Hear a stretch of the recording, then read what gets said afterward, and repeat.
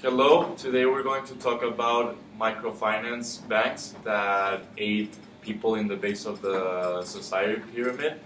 We are Jorge, Manuel, Edgar, and Guillermo, and we're going to talk about that topic. So, allow me to start. I first want to introduce the problem, which is the huge gap between income, especially here in Mexico. That's what we're going to talk about. So, here we have a problem where we have such a big part of the population who is part of the base of the pyramid, while another part of the population is in the top segment of the pyramid, who get a really high income. So this time we're going to focus on the base of the pyramid, which by definition, according to Inter-American Development Bank, are those who earn less than $10 per day. This segment of the population are very vulnerable, and it's actually divided into two. So there is the vulnerable part and the poor. Vulnerable are those who earn between $4 and $10 per day, while the poor are considered those who earn less than $4. And institutions and companies have been created in order to help this segment, because there's times when there is special occasions where they need money for different types, just emergencies or trying to start a business. Therefore, these companies offer extra help to these people. And my friend Camacho is going to take care of this part. Okay, first I want to talk about the microfinance banks, which by definition are banks that help the people in the base of the pyramid. An example of this are the Compartamos Banco, Banco Azteca, FAMSA, and plenty others that are regulated by the Conducef in the case of Mexico. This microfinance business are quite profitable, but they charge a lot of sassy interest to the people, so they make it very hard to unhook the payments and the people if they have a moratorium payments.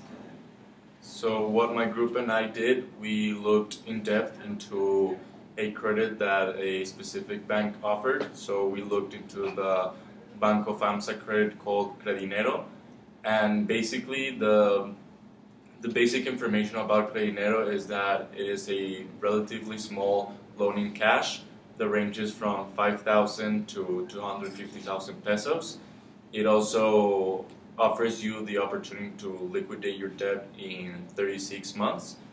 You also have no penalizations when you pay your interest or your commissions late. You also have the ability to not put a security on the loan. So this basically means that when you ask the loan, you don't have to put your house on security like a mortgage. And also you have the availability to pay any commission or payment of your debt in more than 320 branch offices.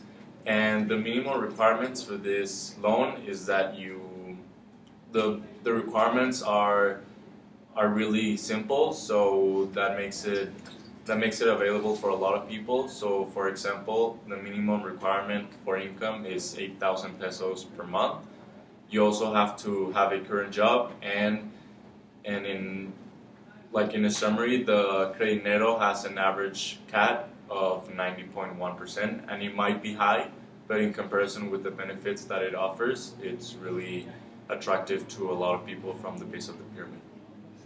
I think that catch our attention of Banco FAMSA was its social responsibility, because they focus in helping people, providing finances tools and banking for the base of the pyramid. But when looking to the amortization tables of a loan that they give you, you can easily see that you're paying a lot more of what you request.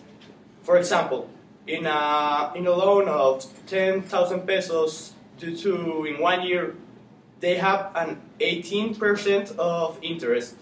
That is quite a lot, because you will be making payments of 2,086 pesos each month. So you will spend a lot more of what you request.